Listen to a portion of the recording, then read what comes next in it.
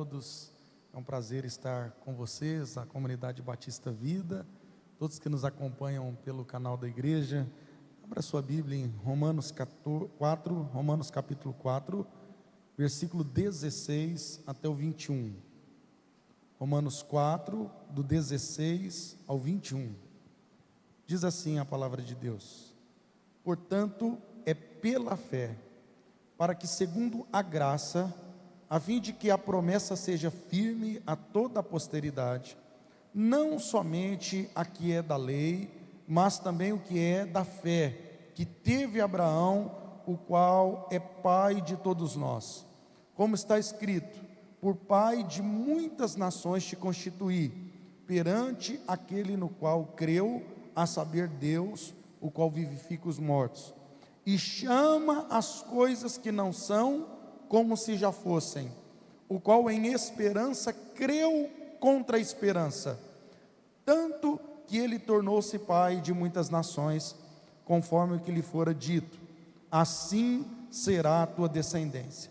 E não enfraquecendo na fé, não atentou para o seu próprio corpo já amortecido, pois já era de quase 100 anos, nem tampouco para o amortecimento do ventre de Sara, e não duvidou da promessa de Deus, por incredulidade, mas foi fortificado na fé, dando glória a Deus, e estando certíssimo de que o que ele tinha prometido, também era poderoso para o fazer. Amém, queridos? Queridos, ter esperança é algo muito importante. No antigo mito grego, a esperança foi a última coisa que Pandora liberou no mundo antes de todos os males. Então, por isso que tem até aquela expressão que a esperança é a última que morre. Lógico que é um mito, é mitologia grega, não tem nada a ver com a palavra de Deus, não tem Pandora, mas o que eles estão dizendo aqui é que a última coisa que acaba é a esperança de uma pessoa. E realmente, queridos, todos são capazes de ter esperança. Nós podemos chamá-la de esperança natural. A esperança natural é a essência para a vida. De fato, que a esperança é a última que morre. Mas o que acontece quando a esperança acaba? A esperança pode acabar ou não pode? Quando a esperança acaba, é algo extremamente perigoso, porque uma pessoa desesperada é uma pessoa que pode intentar contra a própria vida, é uma pessoa que pode ferir a si mesma, e mais do que isso, é uma pessoa também que pode ferir a outras pessoas, pode colocar a vida de outra pessoa em risco. Então muitas vezes nós, perdendo a esperança, murchamos, desistimos de lutar, dos sonhos, mergulhamos até numa depressão, o sistema imunológico perde a força e a pessoa pode tentar até o suicídio. Então às vezes a esperança natural ela chega ao fim, a esperança que está ligada ao intelecto, que está ligada à razão, por não termos mais motivo de continuar acreditando, então a pessoa desiste. Talvez isso pode estar acontecendo com alguém neste momento, que está me assistindo, que está aqui. Então é muito oportuno essa palavra que Deus nos ensina através de Abraão, através do apóstolo Paulo. O tema desta ministração é como alcançar o impossível. Como nós podemos alcançar o impossível? O apóstolo Paulo, através da vida de Abraão, nos ensina caminhos para esse impossível. Primeira lição que o texto nos ensina: para vivermos o impossível, nós temos que crer contra a esperança. Toda libertação, ela vem por uma mudança de mentalidade. Ninguém nunca vai mudar de posição sem mudar de mentalidade. Então nunca haverá um caminho para quem não tem esse caminho na sua sinapse neural. E isso só é possível quando você crê. E para você crer, você tem que compreender. A Bíblia diz: como crerão se não há quem pregue? Então, para que haja fé, tem que haver um discernimento, tem que haver um conhecimento, tem que haver um ensino para que gere uma crença. Então, libertação está em você crer, e não só crer, mas crer corretamente. E Abraão aqui creu, e graças ao Pai, ele creu corretamente. E ele creu corretamente porque ele creu contra a esperança. Por isso que Abraão é considerado o pai da fé. Nesse texto de Romanos 4, do 16 ao 21, o apóstolo Paulo afirma que aqueles que creem são, no sentido espiritual, filhos de Abraão, porque Abraão é considerado o pai da fé, porque ele creu na promessa de Deus, quando Deus diz: sai da tua terra e da tua parentela e vai para uma terra que ainda te mostrarei. Então Deus não tinha revelado nada, descortinado nada para Abraão, mas Abraão creu na palavra de Deus, saiu da terra dele, da parentela dele, do lugar de segurança e desse lugar de esperança comum, aonde ele sabia aonde estava pisando, aonde ele conhecia o terreno, e ele foi para um lugar que ele não dominava. Isso é muito importante nós entendermos, que fé está intrinsecamente ligado em você sair da sua zona de conforto, e em você confiar e ir para um lugar que você muitas vezes não domina. E essa afirmação, quando eu era mais jovem, eu ficava assim, inquieto com ela. Puxa, Abraão creu contra a esperança. E eu falava: o que é isso? O que é crer contra a esperança? E o que exatamente ele quis dizer com isso? Querido, João Calvino, no seu comentário, ele escreve assim: Paulo usa o termo esperança duas vezes na mesma sentença. No primeiro caso, significa esperança que podia originar-se da natureza humana, do intelecto, da razão carnal. No segundo, refere-se à fé, que é dom de Deus.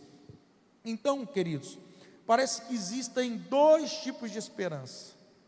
Creu contra a esperança. Então tem uma esperança natural, uma esperança racional, que vem do nosso intelecto, embora o nosso intelecto venha de Deus também, mas nós estamos presos aqui naquilo que nós estamos vendo nessa esperança.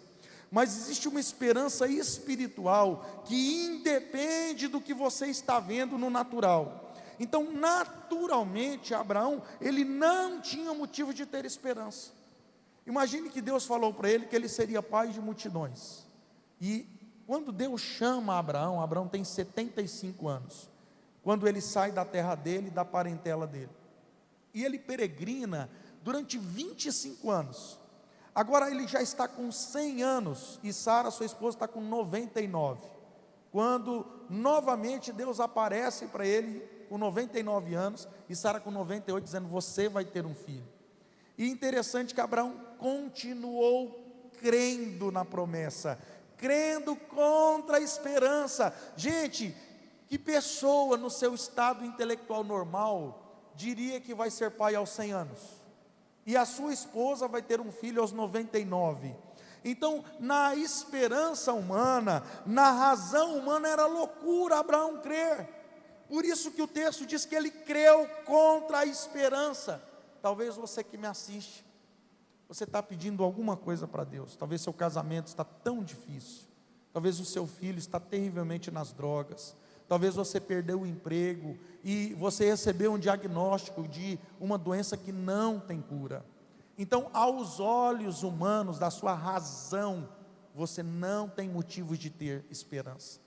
E é aqui que muita gente sucumbe, porque começa a olhar somente para o natural e não consegue caminhar mais, e vem uma paralisia. E queridos, quando nós perdemos a esperança, eu tenho uma frase que eu gosto muito, que diz que nós não morremos quando deixamos de ter esperança humana, nós morremos quando deixamos de ter esperança divina.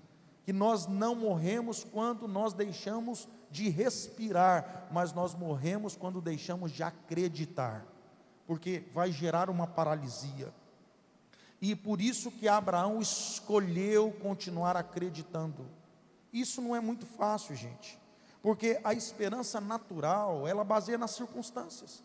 A Bíblia, ela vai falar de pelo menos 3 coisas naturais que diferem das espirituais. Por exemplo, a Bíblia vai falar de uma paz que excede o entendimento. Jesus diz em João 10: a minha paz vos dou, não como o mundo vou-la dar. Então note que Jesus está dizendo que tem uma paz dele e que tem uma paz do mundo, e que essa paz de Jesus, em Filipenses capítulo 4, versículo 7, Paulo vai dizer que essa paz dos céus, do alto, excede todo o entendimento. Por exemplo, eu tinha uma discípula que ela estava lutando contra o câncer, e um câncer terminal, lá na fundação hospitalar. ali no Hospital do Câncer. Essa menina tinha 20 e poucos anos, 23, 24 anos, eu não vou dizer o nome por uma questão ética. Mas ela fazia piada, ela já fedia, ela estava podre por dentro, e ela cheirava mal, e ela fazia piada, ela contava a piada para o pessoal, piada de crente, e ela morria de dar risada. Gente, ninguém entendia o que aquela menina estava fazendo. Como que uma menina que está cheirando mal, que está com câncer terminal, consegue ter paz, consegue fazer piada? Porque essa paz, ela excede o entendimento. Não é uma paz circunstancial, uma paz que emana, que deriva das circunstâncias favoráveis. Ah, comprei um carro, comprei uma casa, tenho um emprego, ganhei um aumento, meu casamento está bem, tudo está dando certo. Claro, paz circunstancial. Da mesma maneira, a Bíblia vai falar de uma segunda coisa que difere, que é a alegria. Queridos, a Bíblia diz em Filipenses 4:4, alegrai-vos no Senhor. Outra vez vos digo, alegrai-vos. É um verbo no imperativo, é uma ordem, assim como ide. Não é uma opção, todo crente tem que ser alegre. Agora é interessante, como que eu vou ser alegre no dia mau? É muito interessante isso, porque eu devo estar alegre em toda e qualquer situação. Estar alegre não é uma opção. Alegrai-vos, uma ordem. Alegrai-vos quando? Sempre. Por isso que Paulo diz, eu sei ter em abundância e sei padecer necessidade. Eu tudo posso. Não é o tudo posso do poder de ter tudo, fazer tudo. É o tudo posso de não ter e continuar tendo Deus. Eu tudo posso o quê? Tudo posso naquele que me fortalece. Sei ter em abundância, sei padecer necessidade. O ter de Paulo era ter Deus, não era ter alguma coisa que supria. Então, da mesma maneira que a paz que não é circunstancial, aqui é uma alegria que independe da circunstância. A minha alegria não depende de eu ter picanha e filé, ou se eu tenho o bife do zoião, porque a minha alegria não emana das circunstâncias naturais, do ter ou do fazer do homem antropocêntrico. A minha alegria emana de Deus. Por isso que independe do meu estado de momento. O verbo no grego é automatos, governo autônomo das circunstâncias humanas. E este crer contra a esperança é a mesma coisa. É quando você não vê nada nas circunstâncias, na sua razão, o médico diz, você vai morrer em 6 meses, e Deus diz assim, você não vai morrer, e Deus cura uma pessoa, e Deus levanta ela, porque a esperança natural baseia nas circunstâncias, nas possibilidades humanas, nas ciências humanas, mas a esperança espiritual baseia na promessa de Deus. E Paulo vai dizer aqui o que Abraão pensou. Ele diz assim, aquele que chama a existência as coisas que não são, como elas já fossem, porque o único que tem poder de criar do bará, criar do nada é Deus. Deus pode chamar o que não existe, como já existisse. O nosso Deus não trabalha com o verbo assar apenas, quer criar a partir de alguma coisa. Deus não precisa de alguma coisa para criar, Deus cria do nada. Deus pode fazer do nada na tua vida. Deus pode fazer do nada uma obra na vida do teu marido, do teu filho, na vida da tua empresa, na tua saúde, porque Ele tem o poder de chamar à existência o que não é. Queridos, por isso que Maria e Marta dizem, Senhor, não faça isso, não remova a pedra, já tem 4 dias, já cheira mal. Tinha uma crença em Israel que depois de 3 dias era impossível a ressurreição. Por isso que Jesus demora a vir. Ele poderia ter vindo antes, ele estava a 5 quilômetros, mas ele demorou, ele esperou dar 4 dias para ele poder vir, para que quando ele chegasse e fizesse um milagre, não tivesse campo de possibilidade humana. Queridos, sabe que aonde que Deus começa a operar? Deus começa a operar onde acaba a sua possibilidade. E é isso que Deus quer. O impossível é o campo da atuação de Deus. O impossível é o natural para Deus. O impossível é o campo que Deus mais se move. Então, se é impossível, está fácil. Porque você vai ser convidado a andar aonde Deus anda. Você vai ter que crer contra a esperança. Queridos, a esperança humana é boa. É maravilhosa você ter alguma coisa que você segura, que você pode confiar, não, está dando certo, o caminho é esse. Mas quando você não tem uma esperança humana para segurar, você ainda tem Deus para segurar. Queridos, por isso que nós somos convidados a segurar em Deus.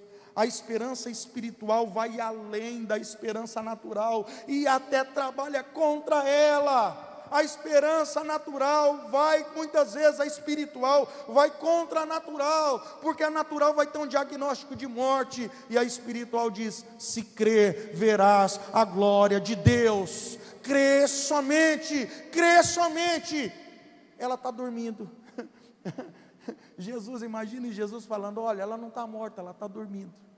Aquele povo falou: rapaz, esse cara está muito doido, porque não tem na esperança sobrenatural, ela trabalha contra a natural. A esperança natural é a última que morre, mas a esperança espiritual nunca morre, nunca morre. Essa fé nunca acaba, queridos. Então, destituído de qualquer base para esperar, Abraão esperou.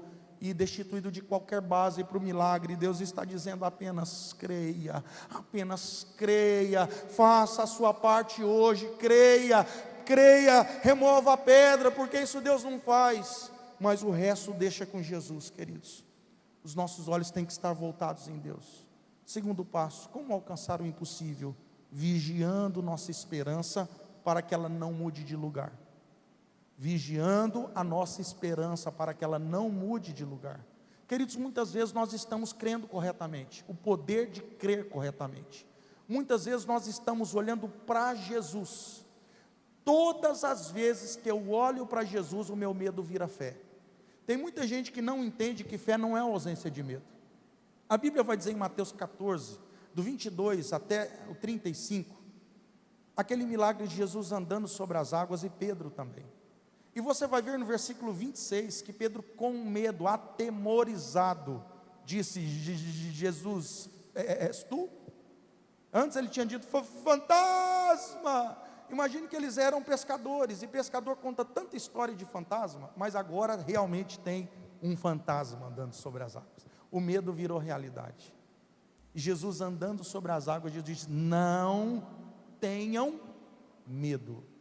E Pedro ouviu a voz de Jesus e disse: Jesus, porque, gente, imagina, era 3 da madrugada, não tem como ver um palmo na frente, e ele diz assim: Jesus, a voz é confiável, se és tu, manda eu ir ter contigo. Gente, para pensar, 3 da manhã, Jesus andando sobre as águas, ele não está vendo, ele ouviu a voz, ele reconhece a voz, mas ele diz assim: se és tu, manda eu ter sobre as águas. Se ele não está vendo, como que eu desço? Porque ele sabia que ao colocar os pés, se não afundasse era Jesus, e se afundasse não era. Pedro não desceu do barco confiando nele, ele desceu do barco confiando na palavra de autoridade de Jesus. Abraão confiou na fé, na esperança que vai contra a esperança, o sobrenatural que vai contra o natural. Quando Pedro colocou os pés, falou: opa, é Jesus, porque eu não afundei. Sabe quando é que meu medo vira fé? Quando eu tiro os olhos do natural e olho para Jesus. Quando eu ouço a voz de Jesus e eu atendo à voz de Jesus. Pedro transformou o medo em fé. Queridos, medo é fé ao contrário. Todas as vezes que eu tiro os olhos das circunstâncias e olho para Jesus, medo vira fé. Todas as vezes que eu tiro os olhos de Jesus e olho para as circunstâncias, fé vira medo. E é aqui que você tem que entender que esperança muda. Sua esperança pode mudar de lugar na trajetória. Muitas vezes nós estamos caminhando, crendo que vamos passar na universidade, crendo que a empresa vai dar certo, mas confiando no sobrenatural, claro, fazendo a sua parte, planejando, andando, fazendo o que cabe a você. Mas de repente você para de olhar para Jesus, de acreditar no poder de Deus, no que Ele vai fazer, e começa a confiar em quem? Só em você e nas circunstâncias humanas. E é nesse momento que muitas vezes o milagre, ele começa a ser perdido. Nós começamos a desistir de um sonho, de um casamento, de um filho, nós vamos perdendo a luta, mas Deus fala conosco nessa noite: você pode voltar a ter esperança, mas para isso você vai ter que mudar o teu olhar. Para onde você está olhando? Você está olhando para uma esperança humana, ou você está olhando para uma esperança divina, uma esperança que crê contra a esperança, porque quando as possibilidades humanas esgotam, quando você olha humanamente e não tem mais esperança, você pode continuar crendo quando você continua ouvindo a voz de Deus. Interessante que Pedro afundou, porque Pedro tira os olhos de Jesus, a esperança migra de Jesus para as circunstâncias, e Pedro fala: uau, vento, tempestade, mar, ondas quebrando, e ele tirou os olhos. Pedro agora não está indo na direção de Jesus, mas voltando com Jesus, e ele começa a enxergar outras coisas a não ser Jesus, e de repente fé vira o quê? Medo. O olhar para Jesus, que é essa esperança que crê contra a esperança, a fé espiritual que crê contra o natural, que era impossível andar sobre as águas. Agora ele sai da esperança sobrenatural para uma esperança natural, e ele começa o quê? A afundar. Mas é tão interessante que nós podemos mudar de esperança, tanto da fé, da razão para a fé, quanto da fé para a razão. E nesse momento, quando Pedro está afundando, ele diz: Jesus, socorre-me. Gente, como é importante a gente ter humildade e dizer: Jesus, olha, eu perdi minha fé, eu comecei bem, mas de repente eu comecei a afundar, porque eu perdi a conexão. E Jesus estende a mão quantas vezes for preciso, e nos puxa quando nós temos humildade. E Pedro volta a andar sobre as águas, queridos. E é muito interessante, é muito importante a gente entender como que nós mantemos esta fé, como que nós conseguimos vigiar essa esperança, porque Abraão conhecia o caráter de Deus. É fundamental para você manter essa esperança na direção certa, é conhecer quem te fez a promessa. Quando nós conhecemos quem fez a promessa, nós confiamos, e nós não deixamos de confiar, nós não abandonamos de uma esperança divina para uma esperança humana. Olha, eu tenho poucos amigos mesmo de verdade na vida, amigos, todos nós temos poucos amigos de verdade, mas tem gente que eu confio mesmo, porque é uma pessoa que tem palavra firme, é sim, sim, não, não. E quando nós confiamos na voz de uma pessoa, no caráter de uma pessoa, nós descansamos, e nós não deixamos a esperança ir embora, se esvair quando as circunstâncias não estão favoráveis. Imagine, querido, se nós conseguimos confiar na palavra de uma pessoa, quando as circunstâncias estão mudando, porque confiamos na palavra. Imagine Deus, quando Deus diz para você que Ele vai cumprir, Ele vai cumprir.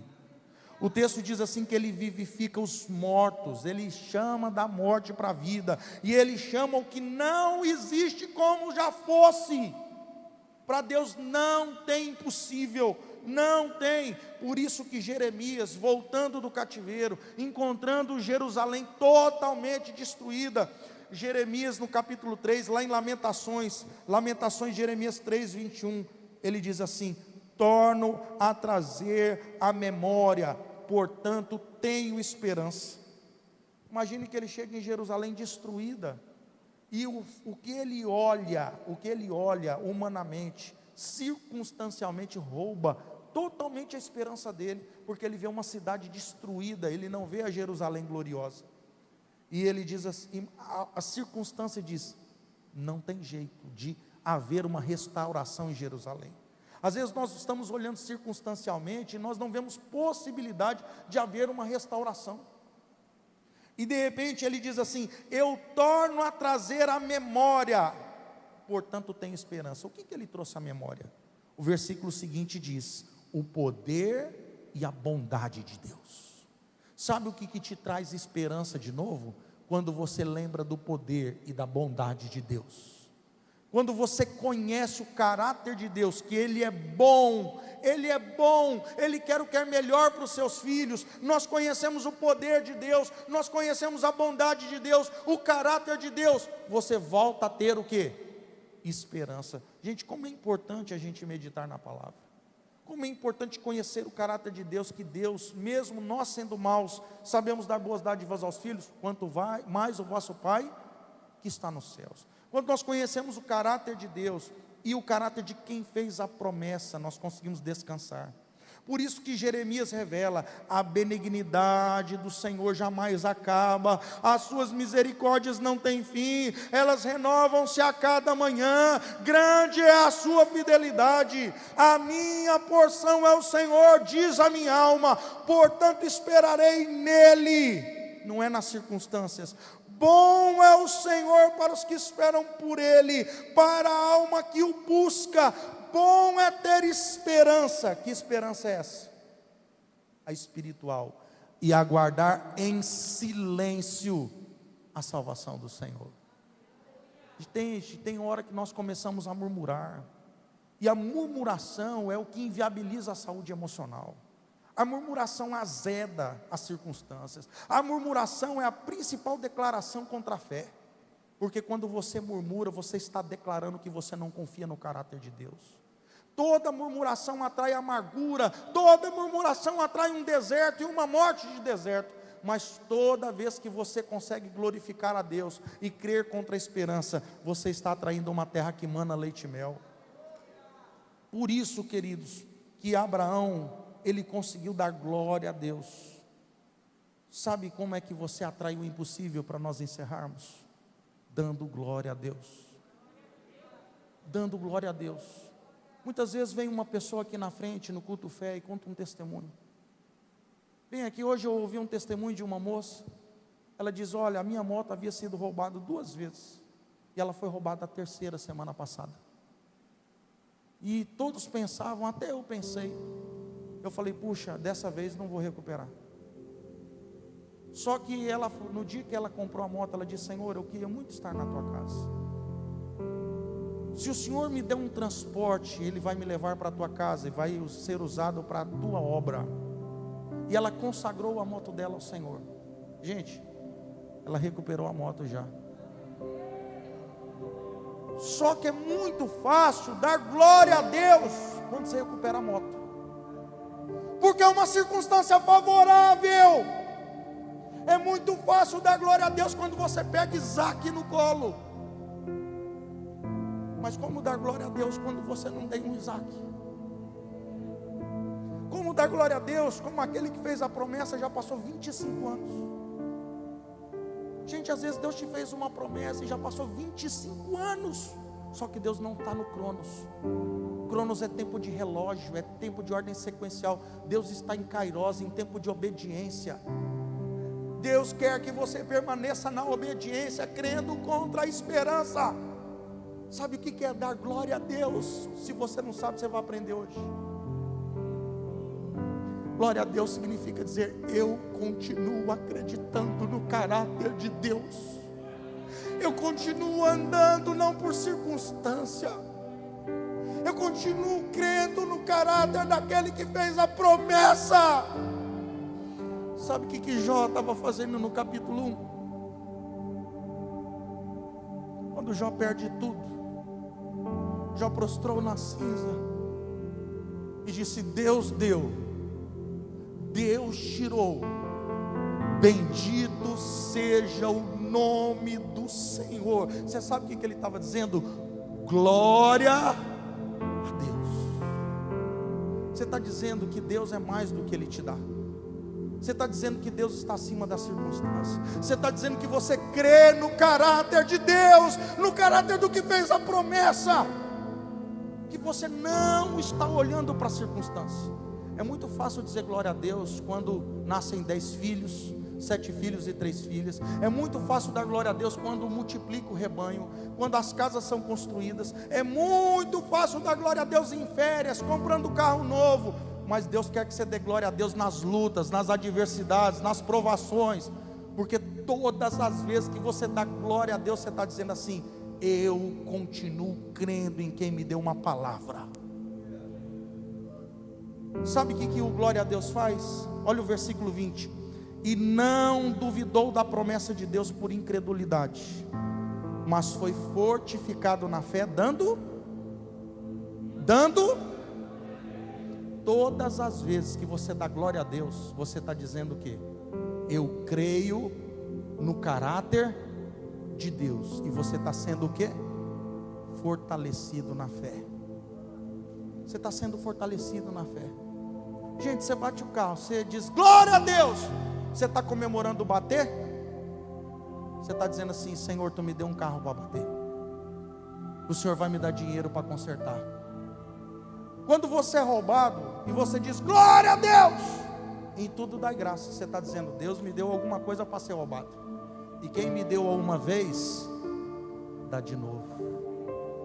Quem me deu uma vez, restitui. O meu Deus vale mais que o celular, mais do que a casa, mais do que o carro. O meu relacionamento com Deus vale mais do que Ele me dá. Abraão está dizendo glória a Deus. Sabe o que traz o impossível? O glória a Deus. Queridos, fé cresce e fé diminui. Depende para onde você está olhando. Fé cresce e fé diminui. Olha o versículo 19: e não enfraquecendo na fé. Fé aumenta e fé diminui.